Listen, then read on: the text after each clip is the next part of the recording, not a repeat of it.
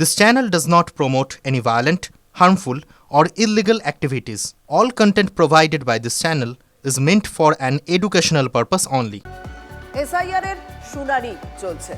সেই শুনানির নোটিশ প্রত্যেককেই পাঠানো হচ্ছে, মানে যাদের নিয়মের খাতিরে প্রয়োজন শুনানি দেওয়ার। ইতিমধ্যে যে আপডেট পাওয়া যাচ্ছে যে এসআইআর নোটিশ পেলেন কলকাতা প্রাক্তন পুলিশ কমিশনার প্রসূন মুখোপাধ্যায় এবং নোটিশ পাঠানো হয়েছে তার পুত্র রঞ্জিতকেও। বিস্তারিত জানাবেন আমার সহকর্মী তথা চিফ রিপোর্টার সিজার মন্ডল এই মুহূর্তে সঙ্গে রয়েছেন। সিজার, দেখো, রণজিৎ মুখোপাধ্যায় এবং প্রসূন মুখোপাধ্যায় কলকাতা পুলিশের প্রাক্তন কমিশনার এবং 2000 যেটা কমিশন সূত্রে জানা যাচ্ছে এই দুজনেরই নাম 2002-এর যে তালিকা সেই তালিকায় নেই এবং তারা যে ফর্ম ফিল আপ করেছেন এনুমারেশন ফর্ম, সেখানে তাদের সেই লিঙ্ক নিয়ে, অর্থাৎ যেটা এরা আমরা দেখেছি 2002-এর লিঙ্ক, সেই লিঙ্ক নিয়ে কিছু সমস্যা থাকায় তাদেরকে নোটিশ পাঠানো হয়েছে এবং রণজিৎ মুখোপাধ্যায় তার ছেলে তিনি যেটা জানিয়েছেন যে তার বাবা সেই সময় অর্থাৎ 2002 সালে তিনি আইজি নর্থ বেঙ্গল পদে পোস্টিং ছিলেন, কলকাতার বাইরে ছিলেন এবং সেই কারণেই সম্ভবত 2002-এর তালিকায় তার নাম নেই এবং সেই কারণেই তাদের ডাকা হয়েছে এবং তারা বিআরও অফিসে গিয়ে নথিপত্র পেশ করবেন, এমনটাই প্রসূন মুখোপাধ্যায় পরিবার সূত্রে জানা গেছে। ধন্যবাদ সিজার। আমাকে এবং আমার বাবাকে ইলেকশন কমিশনের নোটিশ পাঠানো হয়েছে যে সিন্স আমরা 2002 এসআইআর এর লিস্টে নই, আমাদেরকে আইডেন্টিফিকেশন ডকুমেন্ট নিয়ে 14 তারিখ এবং 15 তারিখ এসডিও অফিসের কাছে গিয়ে প্রমাণ করতে হবে যে আমরা ভোটার হচ্ছি। আমার বাবা প্রসূন মুখার্জি আইপিএস রিটায়ার্ড 1973 ব্যাচের, 73 ব্যাচ থেকে পশ্চিমবঙ্গের ভোটার হচ্ছে। Commissioner of police Kolkata. আমি 2019-এ ইন্ডিয়ান ন্যাশনাল কংগ্রেসের পার্লামেন্টারি ক্যান্ডিডেট ছিলাম। আমি যদি 14 তারিখে না যাই তাহলে আমি কিন্তু ভোটার লিস্ট থেকে বেরিয়ে যাব। বিজেপি যেটা ভেবেছিল যে রোহিঙ্গা, মুসলিম, ওদের টানে আমি যদি কথা বলি তাহলে কিন্তু বেশিরভাগই হিন্দুদেরই প্রমাণ করতে হচ্ছে আজকে। ওনাদের একটু ভাবা উচিত বিজেপি কি করেছে। আর এই এসআইআর শুনানি আবহে কোনো রকম অভিযোগ এলে সরাসরি এফআইআর করা হবে। বিএলওদের উপর আরও চাপ বাড়ালো নির্বাচন কমিশন। হয়রানি ভোগান্তির ছবি যদি শুনানি কেন্দ্রে ধরা পড়ে তার দায়ও বিএলওদের উপরই চাপিয়েছে কমিশন। বিএলওদের ভুলেই বাড়ছে সমস্যা, বয়স্ক অসুস্থতাও চলে যাচ্ছেন শুনানি কেন্দ্রে। জীবিত ব্যক্তিকেও মৃত দেখানোয় বাদ গিয়েছে খসড়া তালিকা থেকে অনেকের নাম। কমিশন মনে করছে এগুলো সব বিএলওদেরই ভুল। দোষ যদি কারোর প্রমাণ হয় তাহলে বিএলওদের বিরুদ্ধে কড়া পদক্ষেপের সিদ্ধান্ত নিয়েছে নির্বাচন কমিশন।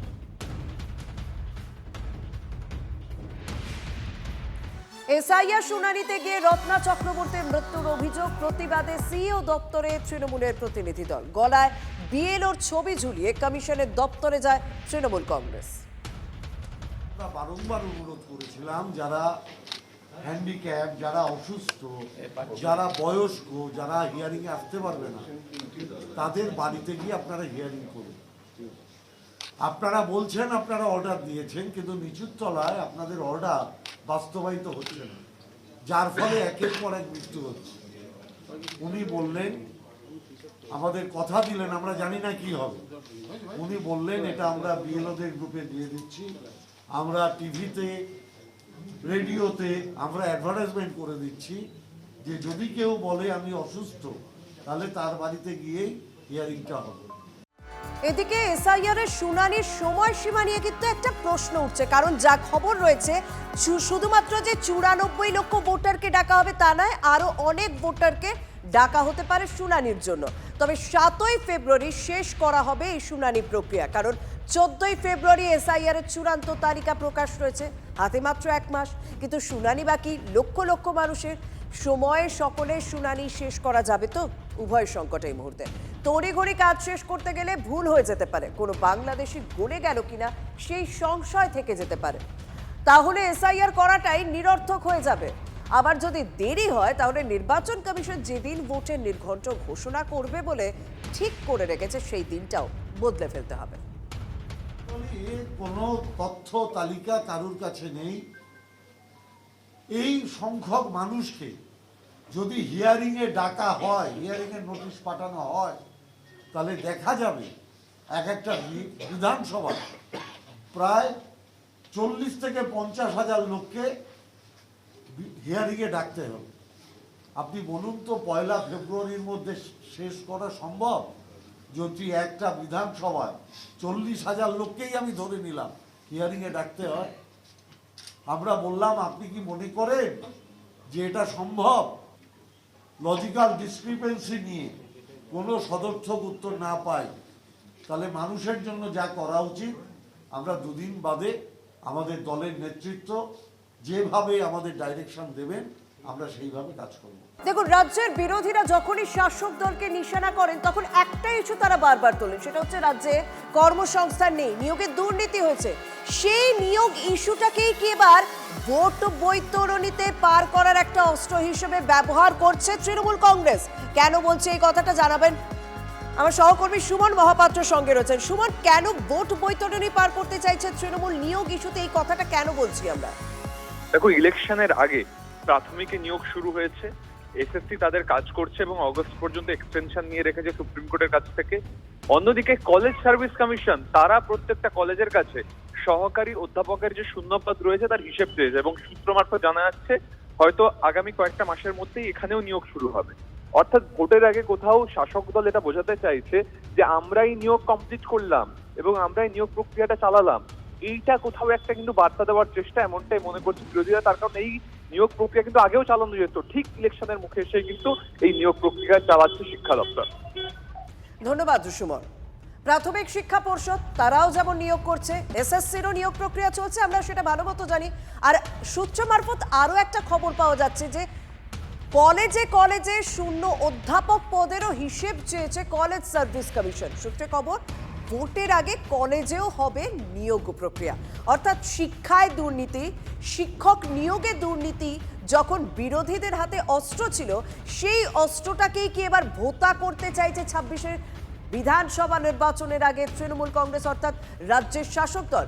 কারণ শিক্ষা ক্ষেত্রে একাধিক নিয়োগের খবর পাওয়া যাচ্ছে এবং সেই সমস্তই নিয়োগ হবে ঠিক ভোটের আগে আগে। শিক্ষা দপ্তরের একাধিক প্রতিষ্ঠানে নিয়োগ শুরু করছে রাজ্য। দ্রুত গতিতে ইন্টারভিউ সারছে প্রাথমিক শিক্ষা পর্ষদ, শিক্ষক নিয়োগ প্রক্রিয়া চালিয়ে যাচ্ছে এসএসসি। এবার কলেজে শূন্য অধ্যাপক পদের হিসেব চাইল কলেজ সার্ভিস কমিশন। সূত্রের খবর, ভোটের আগে কলেজেও অধ্যাপক নিয়োগ হতে পারে।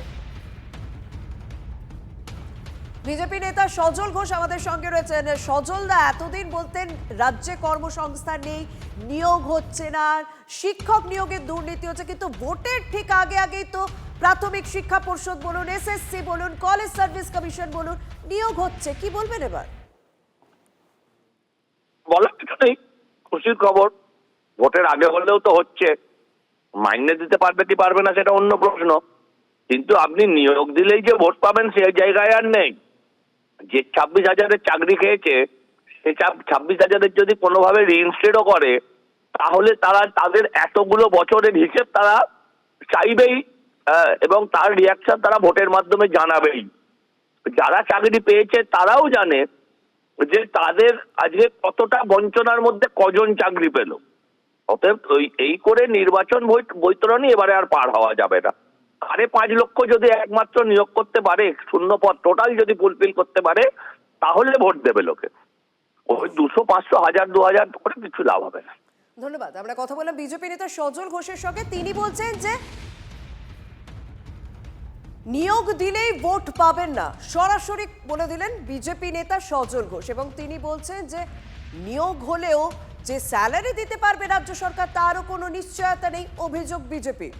এতদিন আমরা দেখে এসেছিলাম যখনই নির্বাচন হোক বা যখনই কোনো বিষয়ে রাজ্যের শাসক দলকে বিরোধীরা বিঁধেছেন, সবার আগে প্রশ্ন তুলেছেন রাজ্যে কর্মসংস্থান নেই, রাজ্যের শিক্ষাক্ষেত্রে দুর্নীতি হয়েছে, শিক্ষক নিয়োগে দুর্নীতি হয়েছে। বিরোধীদের সেই সমস্ত অস্ত্র এই 26-এর বিধানসভা নির্বাচনের আগে ভোতা করার জন্যই কি এই পদক্ষেপ, এই সিদ্ধান্ত?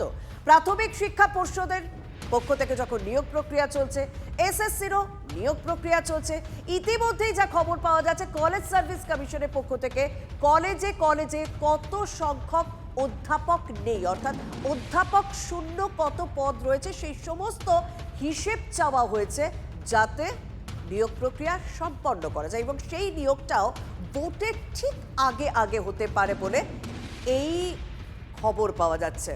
যদিও বিজেপি পরিষ্কার বলেছে যে নিয়োগ দিয়েই কিন্তু ভোট বৈতরণী পার করতে পারবে না রাজ্যের শাসক দল তৃণমূল কংগ্রেস, এবং ভোটের মুখে হচ্ছে এবং সেই নিয়োগ খুবই সামান্য, যৎ সামান্য বলে অভিযোগ করছে বিজেপি, এবং 26,000 শিক্ষকের চাকরি যাওয়ার বিষয়টিও কিন্তু তারা তুলতে ভুলছেন না।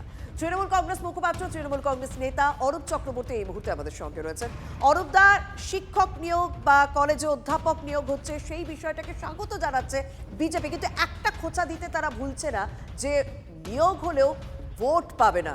26,000 শিক্ষকের চাকরি যাওয়াটা সেটা কেউ ভুলে যায়। রামবামের যৌথ অতৃপ্ত প্রেতাত্মা এই রাজনৈতিক শকুনরা এর আগে চেষ্টা করেছিল 32,000 চাকরি খেতে, সেটা পারে। 26,000 চাকরি খাওয়ার পর উল্লাস করেছিল যাদেরকে আবার এই এসএসসির মাধ্যমে যোগ্যদের নিয়োগের ব্যবস্থা সরকার করবে। কিন্তু আজকে এদের উত্তর দিতে হবে। যখন নবম দশম বা একাদশ দ্বাদশের পরীক্ষা হলো, সেই পরীক্ষার দিন আপনাদের চ্যানেলেই দেখানো হয়েছিল হাজারে হাজারে ছাত্রছাত্রী তারা ডাবল ইঞ্জিনের উত্তরপ্রদেশ, রাজস্থান, বিহার থেকে পরীক্ষা দিতে এসছে। কেন উত্তরপ্রদেশ, বিহার, রাজস্থানের ছাত্রছাত্রীরা এখানে নিয়োগের পরীক্ষা দিতে আসছে, এই প্রশ্নের উত্তর সেদিনকেও আমরা খুঁজে পাইনি। তারাই নিজের মুখে বলেছিল যে ও রাজ্যে কোনো নিয়োগ হয় না, ও রাজ্যে যেহেতু কোনো নিয়োগ হয় না, ও রাজ্যে যেহেতু দুর্নীতি হয়, চাকরির নামে প্রহসন হয়, তাই জন্যই তারা পশ্চিমবঙ্গের চাকরির উপর ভরসা রেখে পশ্চিমবঙ্গ সরকারের পরীক্ষা ব্যবস্থায় পরীক্ষা দিতে এসছেন।